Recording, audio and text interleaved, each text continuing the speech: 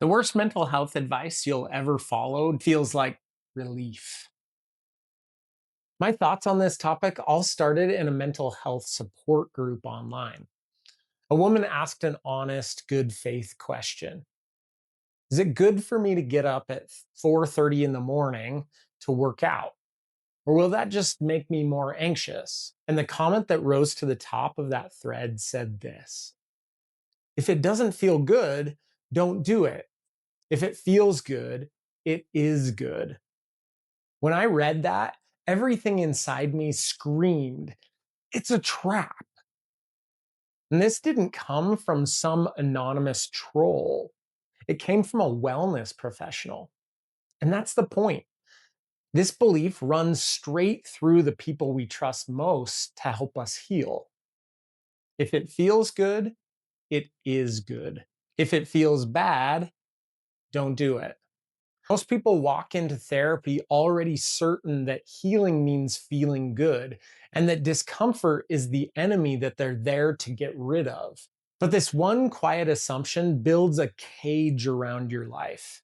And the bars don't go up when something feels bad. The bars go up when it feels good. You have to understand that the one thing almost everyone gets backwards, what a feeling actually is. Emotions are information, not instructions. Anxiety says something here might matter. It might threaten you, even.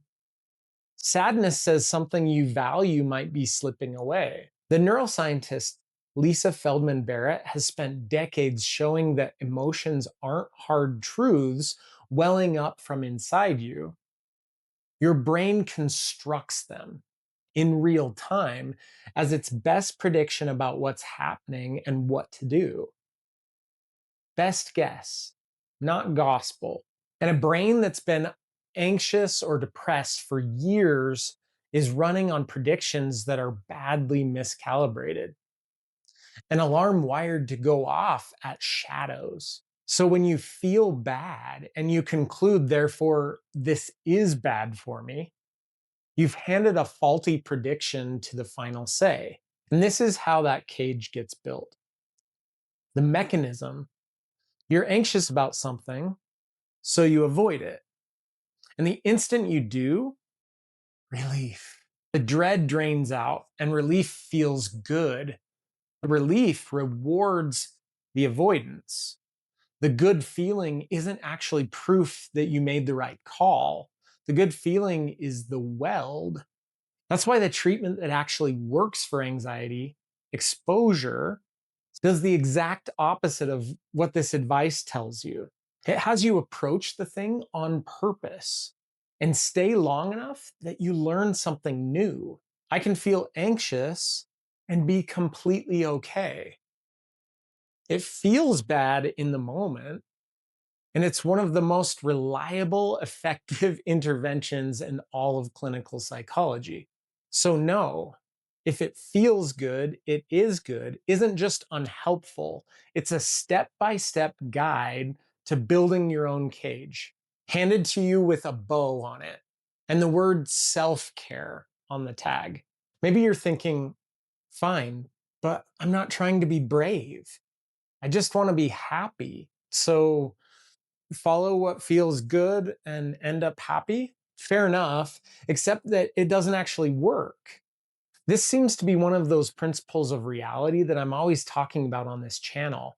It's literally woven into the fabric of reality, which leaves the real question. If feeling good isn't the target, then what is? Researchers split well-being into two kinds. There's hedonic well-being, that's pleasure, comfort, feeling good. And there's eudemonic well-being. That's meaning, growth, living in line with your values and becoming who you're actually trying to become. And throughout the research, the same principle and pattern keeps surfacing. A life built around meaning and values is more durable, more resilient, and more satisfying than a life built around comfort. The richest lives have never been the most comfortable ones. There must be opposition in all things. You can't taste the sweet without the bitter. Can't build anything worth having without resistance. A life engineered to remove all discomfort doesn't remove the cage. It just adds nicer cushions. Now, I do have to be a little bit careful because there's an equal and opposite mistake, and it's just as dangerous. I'm not telling you that if it feels bad, it's good. That's the same broken logic just flipped over. Grinding through every discomfort, overriding every signal, calling exhaustion discipline, that's not freedom either. That's how people walk straight into burnout, injury, and collapse. Because not every bad feeling is a cage bar. Some discomfort is the ache of growth, and some discomfort is a real alarm. Stop. This is actually harming you. The skill, the most important skill, isn't ignoring your feelings and it isn't obeying them. It's discernment, reading the signal and asking what it's for. And two questions do almost all the work here. So let's go back to that woman and her 4:30 alarm. The honest answer was never a flat yes or flat no. It comes down to these two questions. First, does this serve something I actually value? And what is the cost of this thing I value? If getting strong, caring for her body, proving to herself she can hold a hard commitment, if that's a real value for her, then the morning dread is not a reason to quit. It's just the toll on the road to somewhere she wants to go. Now, there could also be a real trade off that doesn't allow the value of working out to actually be worth it. If she's losing or impairing her sleep significantly in order to get up at 4:30, it might not be worth it. She may need to adjust her sleep schedule or her workout schedule to address both and meet both of these values. The second question is this the discomfort of growth or the discomfort of harm? Most of us would agree that both waking at 4:30 a.m. and working out are both uncomfortable. That discomfort alone can create negative feelings of anticipation or anxiety for a person.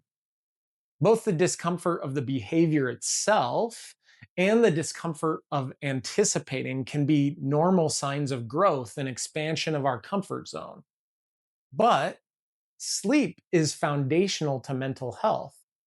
If that 4:30 alarm means she's running on 5 hours and fumes, then the bad feeling isn't fear to push through, it's her body reporting a real cost. And the wise move isn't to just grind, it's to adjust, to work out at 6 or even in the evening. Same value, but a sustainable cost. See the difference? In all of this, we never asked once, does it feel good? We asked, is this in service of who I want to become? And is the cost one I can and am willing to actually carry?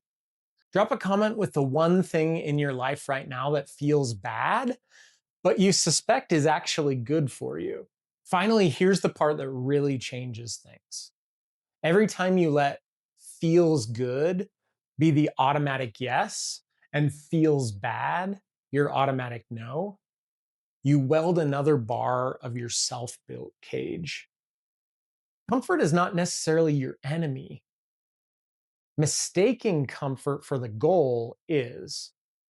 So if you find yourself surrounded by bars created by comfort, walk up to them and push. Your cell is never locked. Like and subscribe, and I'll see you in the next one.